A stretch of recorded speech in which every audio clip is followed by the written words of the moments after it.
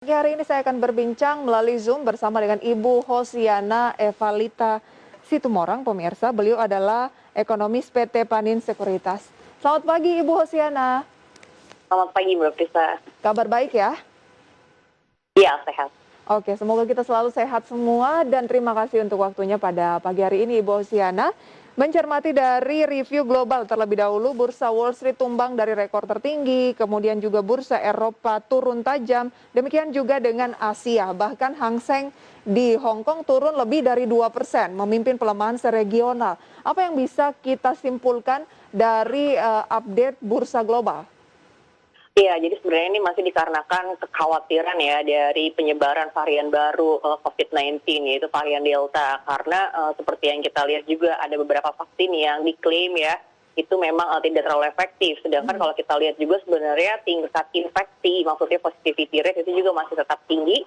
Walaupun kalau kita lihat di beberapa negara penyebaran dari distribusi vaksinnya juga cukup tinggi gitu. Jadi ada sedikit kekhawatiran apakah efektivitas vaksin ini bisa nanti menangkal penyebaran varian Delta itu yang masih sebenarnya menjadi ketidakpastian gitu. Jadi sebenarnya varian Delta ini yang juga menyebar cukup tinggi. Jadi kalau semua yang terjadi di negara-negara yang distribusi vaksinnya udah tinggi, justru varian Delta-nya juga masih tetap tinggi gitu. Itu sih jadinya ketidakpastian yang menjadikan kekhawatiran. Oke, kita lihat juga data terbaru dari Amerika Serikat semacam menimbulkan pertanyaan lagi ya terkait dengan pemulihan ekonomi, momentum pemulihan yang akhirnya memicu aksi jual, yaitu laporan dari klaim pengangguran yang kembali mengalami kenaikan di luar dugaan gitu. Ini juga membuat Eropa tampak mempertanyakan momentum pemulihan dari ekonomi. Nah, bagaimana kita melihat peluang tersebut?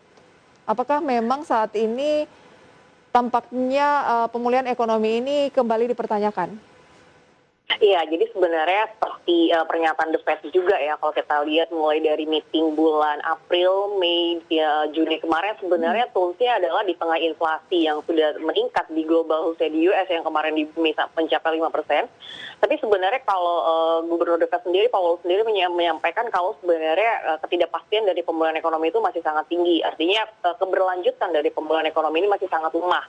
Nah, ditambah tadi rilis dari ketenaga kerjaan di US sendiri yang sebenarnya tidak terlalu baik ya. Ini juga yang sebenarnya kalau kita lihat juga masih akan cenderung menambah lagi kekhawatiran investor memang terkait dengan pemulihan ekonomi. Tapi sebenarnya juga memang harus diakui ya, karena dari domestik sendiri dan juga dari kawasan Asia Tenggara dan juga kawasan Asia, kalau kita lihat kasus COVID-19 ini juga kan kembali meningkat.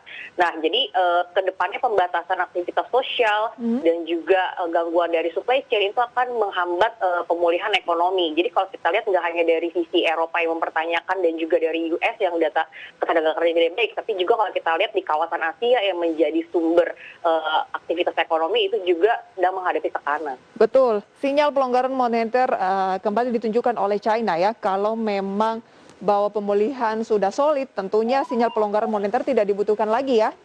Iya, betul. Oke.